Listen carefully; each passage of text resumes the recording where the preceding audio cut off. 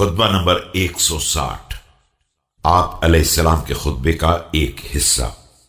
خداوند عالم کی توصیف، خوف و امید انبیاء کی زندگی کے متعلق۔ بسم اللہ الرحمن الرحیم۔ عظمت پروردگار، اس کا امر فیصلہ کن اور سراپا حکمت ہے، اور اس کی رضا مکمل امان اور رحمت ہے۔ وہ اپنے علم سے فیصلہ کرتا ہے اور اپنے علم کی بنا پر معاف کر دیتا ہے۔ حمد خدا، پروردگار تیرے لیے ان تمام چیزوں پر حمد ہے جنہیں تو لے لیتا ہے یا عطا کر دیتا ہے، اور جن بلاؤں سے نجات دے دیتا ہے یا جن میں مبتلا کر دیتا ہے۔ ایسی حمد جو تیرے لیے انتہائی پسندیدہ ہو اور محبوب ترین ہو اور بہترین ہو۔ ایسی حمد جو ساری کائنات کو مملو کر دے اور جہاں تک چاہے پہنچ جائے، اور ایسی حمد جس کے سامنے نہ کوئی حاجب ہو اور نہ تیری بارگاہ تک پہنچنے سے قاصر ہو۔ وہ حمد جس کا سلسلہ رک نہ سکے اور جس کی مدت تمام نہ ہو سکے۔ ہم تیری عظمت کی حقیقت سے باخبر نہیں ہیں، لیکن یہ جانتے ہیں کہ تو ہمیشہ زندہ ہے اور ہر شے تیرے ارادے سے قائم ہے۔ تیرے لیے نہ نیند ہے اور نہ اونگ، نہ کوئی نظر تجھ تک پہنچ سکتی ہے اور نہ کوئی نگاہ تیرا ادراک کر سکتی ہے۔ تو نے تمام نگاہوں کا ادراک کر لیا ہے اور تمام اعمال کو شمار کر لیا ہے۔ ہر ایک کی پیشانی اور قدم سب تیرے ہی قبضے میں ہیں۔ ہم تیری جس خلقت کا مشاہدہ کر رہے ہیں اور جس قدرت سے تعجب کر رہے ہیں اور جس عظیم سلطنت کی توصیف کر رہے ہیں، اور اس کی حقیقت کیا ہے، وہ مخلوقات جو ہماری نگاہوں سے غائب ہے اور جہاں تک ہماری نگاہ نہیں پہنچ سکتی ہے، اور جس کے قریب جا کر ہماری عقل ٹھہر گئی ہے، اور جہاں غیب کے پردے حائل ہو گئے ہیں، وہ اس سے کہیں زیادہ عظیم تر ہے۔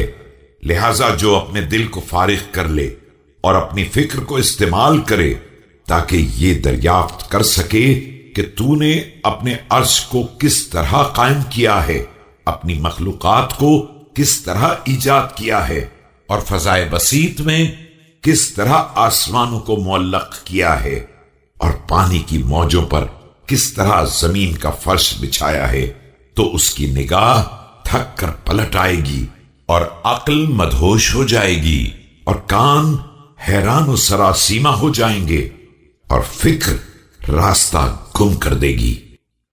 پروردگار عالم سے امید۔ بعض افراد کا اپنے ذوم ناقص میں یہ دعویٰ ہے کہ وہ رحمت خدا کے امیدوار ہیں، حالانکہ خدائے عظیم گواہ ہے کہ یہ لوگ جھوٹے ہیں۔ آخر کیا وجہ ہے کہ ان کی امید کی جھلک ان کے اعمال میں نظر نہیں آتی ہے، جبکہ ہر امیدوار کی امید اس کے اعمال سے واضح ہو جاتی ہے، سوائے پروردگار سے لو لگانے کے کہ یہی امید مشکوک ہے، اور اسی طرح ہر خوف ثابت ہو جاتا ہے، سوائے خوف خدا کے کہ یہی غیر یقینی ہے۔ انسان اللہ سے بڑی بڑی امیدیں رکھتا ہے اور بندوں سے چھوٹی امیدیں رکھتا ہے، لیکن بندوں کو وہ سارے آداب و حقوق دے دیتا ہے جو پروردگار کو نہیں دیتا ہے۔ تو آخر یہ کیا ہے کہ خدا کے بارے میں اس سلوک سے بھی کوتاہی کی جاتی ہے جو بندوں کے لیے کر دیا جاتا ہے۔ کیا تمہیں کبھی اس بات کا خوف پیدا ہوا ہے کہ کہیں تم اپنی امیدوں میں جھوٹے تو نہیں ہو، یا تم اسے محل امید ہی نہیں تصور کرتے ہو؟ اسی طرح انسان جب کسی بندے سے خوف زدہ ہوتا ہے تو اسے وہ سارے حقوق دے دیتا ہے جو پروردگار کو بھی نہیں دیتا ہے۔ گویا بندوں کے خوف کو نقد تصور کرتا ہے اور خوف خدا کو صرف وعدہ اور ٹالنے کی چیز بنا رکھا ہے۔ یہی حال اس شخص کا بھی ہے جس کی نظر میں دنیا عظیم ہوتی ہے اور اس کے دل میں اس کی جگہ بڑی ہوتی ہے تو وہ دنیا کو آخرت پر مقدم کر دیتا ہے، اس کی طرف متوجہ ہو جاتا ہے اور اپنے کو اس کا بندہ بنا دیتا ہے۔ حضرت رسول اکرم صلی اللہ علیہ وآلہ وسلم۔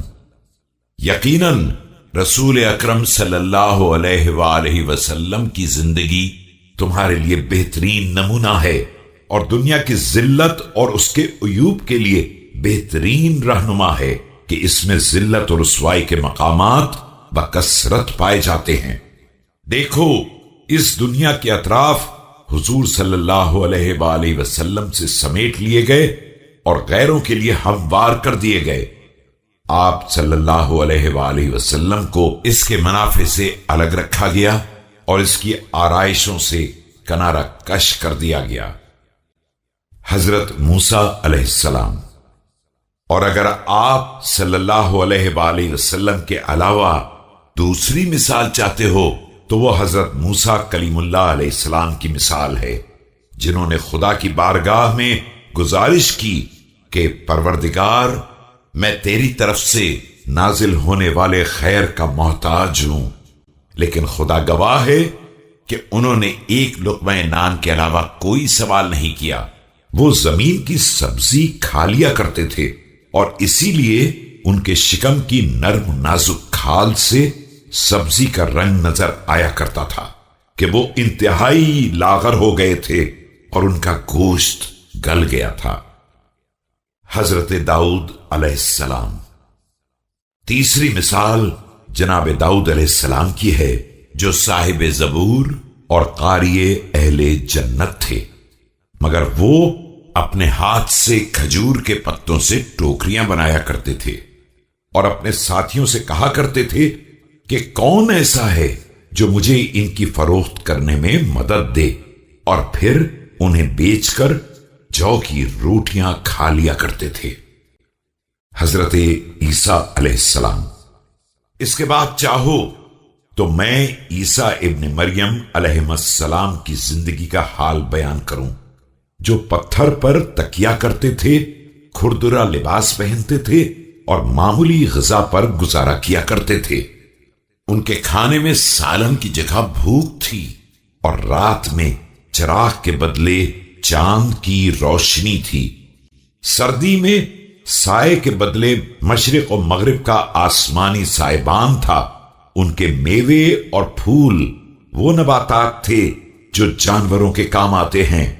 ان کے پاس کوئی زوجہ نہ تھی جو انہیں مشغول کر لیتی، اور نہ کوئی اولاد تھی جس کا رنج و غم ہوتا، اور نہ کوئی مال تھا جو اپنی طرف متوجہ کر لیتا، اور نہ کوئی طمع تھی جو ذلت کا شکار بنا دیتی۔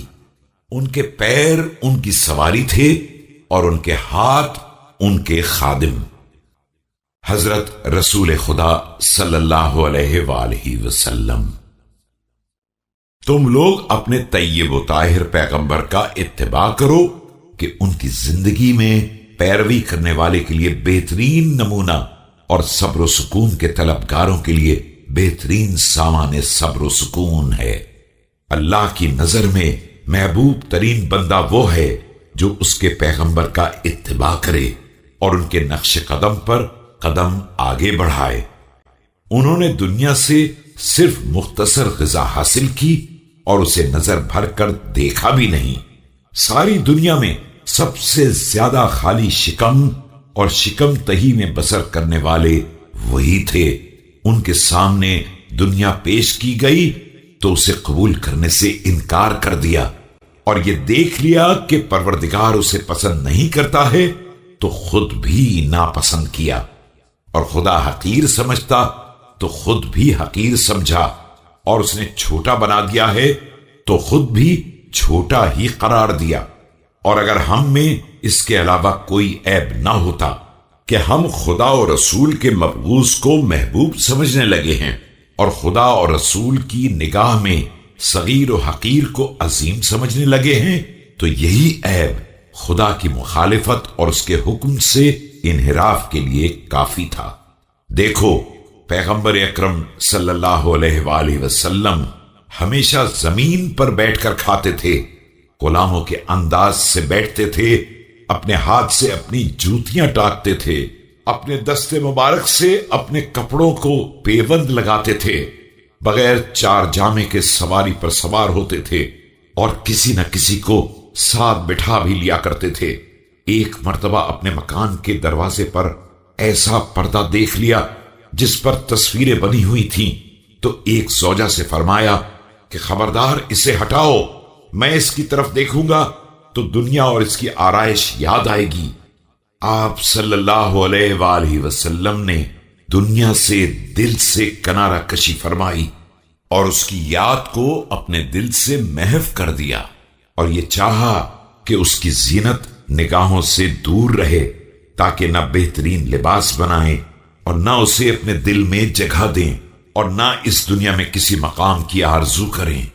آپ صلی اللہ علیہ وآلہ وسلم نے دنیا کو نفس سے نکال دیا اور دل سے دور کر دیا اور نگاہوں سے بھی غائب کر دیا، اور یہی ہر انسان کا اصول ہے کہ جس چیز کو ناپسند کرتا ہے اس کی طرف دیکھنا بھی نہیں چاہتا ہے اور اس کے ذکر کو بھی ناپسند کرتا ہے۔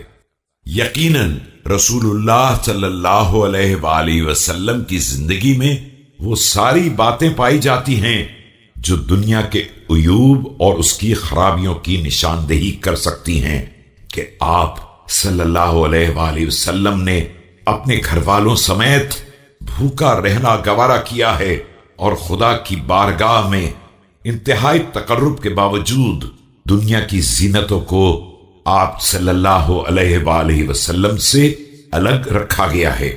اب ہر انسان کو نگاہ عقل سے دیکھنا چاہیے اور یہ سوچنا چاہیے کہ اس صورتحال اور اس طرح کی زندگی سے پروردگار نے حضرت محمد صلی اللہ علیہ وآلہ وسلم کو عزت دی ہے یا ان کی توہین کی ہے، اور اگر کسی کا خیال یہ ہے کہ ان کی توہین کی ہے تو وہ جھوٹا و افترا پرداز ہے، اور اگر احساس یہ ہے کہ عزت دی ہے تو اسے معلوم ہونا چاہیے کہ اگر اللہ نے اس کے لیے دنیا کو فرش کر دیا ہے تو اس کا مطلب یہ ہے کہ اسے ذلیل بنا دیا ہے، کہ اپنے قریب ترین بندے سے اسے دور رکھا تھا۔